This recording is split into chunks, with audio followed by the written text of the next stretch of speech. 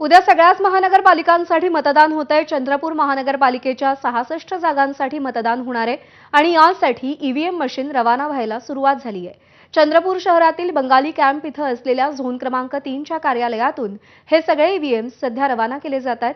आढावा घेतलाय आमच्या प्रतिनिधींनी, पाहूया। चंद्रपूर महानगरपालिकेसाठी उद्या मतदान होणार आहे आणि या मतदानासाठी जे निवडणूक साहित्य आहे ते रवाना व्हायला आता सुरुवात झालेली आहे। बंगाली कॅम्प परिसरात असलेल्या झोन क्रमांक 3 च्या कार्यालयातून हे सर्व साहित्य जे आहे ते मतदान केंद्रांवर रवाना करण्यात येत आहे। उद्या होणाऱ्या मतदानासाठी 355 मतदान केंद्र तयार करण्यात आले आहे।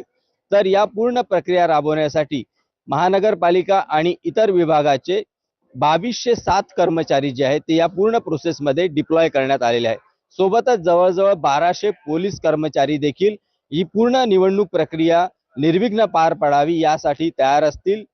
विशेष म्हणजे चंद्रपूर महानगरपालिका हद्दीत एकही संवेदनशील बूथ नाही आहे, त्यामुळे सुरक्षा यंत्रणांचा जो ताण आहे तो कमी आहे।